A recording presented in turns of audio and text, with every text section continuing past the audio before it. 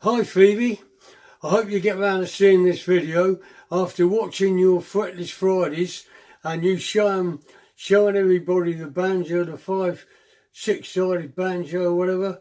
I decided to make one, but I've made mine 8-sided. I've done it 8-sided, and I've also, because it was really quiet with no back on it, I've messed around and put a nice marquetry back on it, different bits of wood, African, Puramello and different bits. This is basically, because I'm a bluegrass player and I want to learn some frailing, I've basically done this because my other banjos are much too loud and punchy to play kind of this kind of frailing type style, so I've not learnt much at the moment. I'm just messing around flat picking with one finger really, kind of like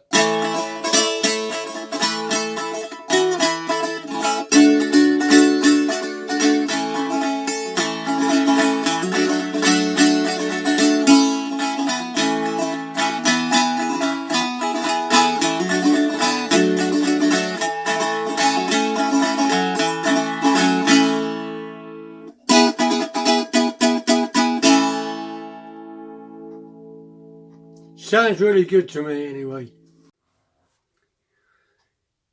I have finished it now, but because it was a little bit quiet, I've cut the strut out that I put across there on this to make this, give the spruce front a bit more movement.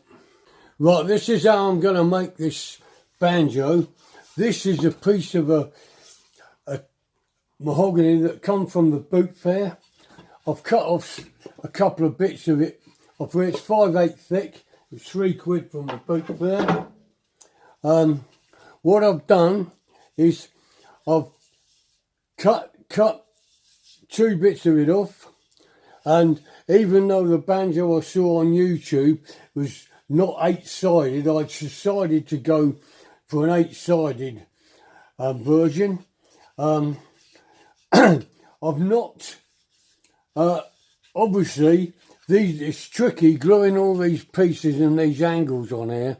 That's 22.5 degrees. So I've basically done that and sanded that bit up.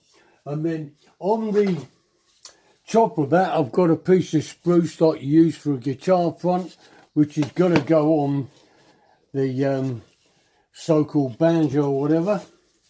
Now, for the neck and the fingerboard, I got some Georgian table leaves off of a drop-sided Georgian table that would cost me a tenner. And what I've done is I've cut off 2 2-inch strips off of it, which is going to be for the neck and the fingerboard. Because I don't want the fingerboard that thick, I've cut it more or less in half. And then I've copied the fingerboard of a 5-string Ibanez banjo that I've got, that I've had for years. And I've fretted it, I've not finished it yet. So the next job now is I need to decide. It's slightly wonky anyway, it's not 100%, but it won't matter when it's finished. What I need to do now is to sink this piece of wood in here by cutting a slot out of there and getting that secured on there and making sure it's straight, and then I can lay the fingerboard on top of it. I'll be able to lay the fingerboard on top and then make sure I glue some wood on the ends to put the machine heads and that on. And that's about it for the moment.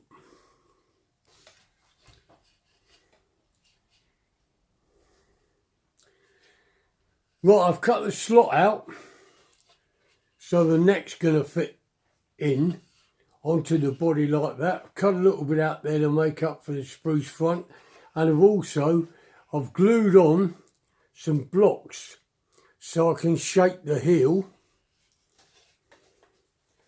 and then the fingerboard's obviously going to go on. So what I've got to do now is I've got to glue some couple of blocks on the end of it where the machine heads are going to go.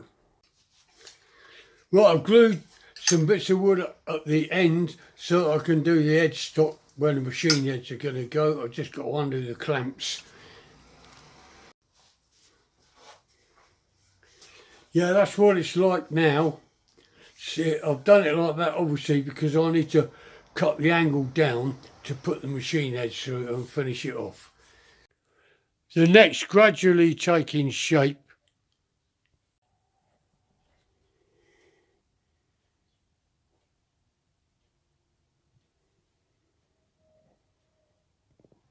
It's a bit tricky making the neck and shaping it because I've not really got the machinery. I wish I had some of it.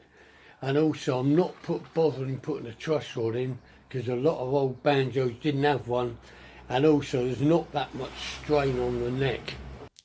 I'm just getting the curve along part of the neck now. What I'm using, this is a 60 grade to start with, piece of sanding belt off of a sander, cut in half, and what I'm doing is I'm using it like that till I get it round enough and smooth enough, and then I'm going to go on it with a different grade to get it smooth before I put the body on, or before I stick the fingerboard on as well. I want it more or less finished before I do that.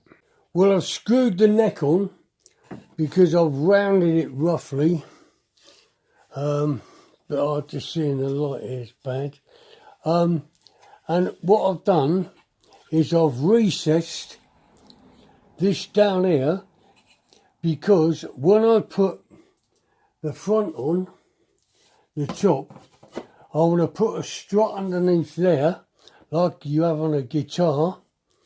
I'm going to put that on there so that it's not resting on here, and I'm sure I'll get a bit more resonation doing it that way and it'll be louder. I've just got to glue this on now and put a strut underneath it. Right, I've glued and clamped the front on. I've sanded all the edges of the front now, and it's starting to take shape. You can see the strut that I've put in the back. Right, the next job I need to do now is to check the ends out of the frets to make sure there's no sharp edges and smooth them off with the and then I can stick the fingerboard on. I'm using a sharpening stone to just clean the edges off of those, and then I'll masking tape the edges, and then I'll fine sandpaper it to make sure there's no sharp edges. Well, I've finished the fingerboard and I've glued it on now. Most luthiers are using tight bond, but I found that this Evo stick wood glue wants some beating. While I'm saying that, through experience, I accidentally glued a fingerboard out of line on a mandolin I made years ago, where it drifted slightly, and after 10 minutes I had no chance of moving it, even with all my strength. Also, to stop it drifting, it's a good idea if you put a jig and make so that when you clamp the fingerboard down, there's no way can it move. It's got to go down. It can't drift anywhere because I've made a bit of a jig round it. Right, I've took the clamps off that was holding the fingerboard on. I've glued it all in place. I'm just smoothing up the edges of it now to make it so that it's smooth before I make the nut, and then think about the fifth peg I've got to put in and maybe make a tailpiece. Well, I've rubbed the back of the neck down after gluing the fingerboard, and I've just drilled out the holes for the headstock to put the machine heads in. Well, I've sanded it up a bit, and I've put the machine heads on. I've kind of stained it up a bit to give it a bit of colour. So I'm trying to make it look old, really. And I've made the nut at the top, but I've not cut any slots or anything in it yet. I just need to get that done next and sort out what I'm going to do with the tailpiece at the other end. I've put 5 brass screws in the back of it and a little bit of ebony instead of making a tailpiece.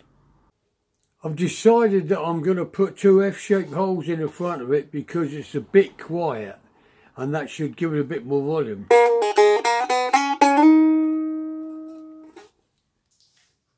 I've cut the F-shaped holes now in the body and smoothed them off. Well, I've screwed in some self-locking strap pieces, and I've also put a triple piezo pickup in it, and it sounds great already with just 1 string. I have finished it now, but because it was a little bit quiet, I've cut the strut out that I put across there on this to make this, give the spruce front a bit more movement, and it's also made it slightly louder.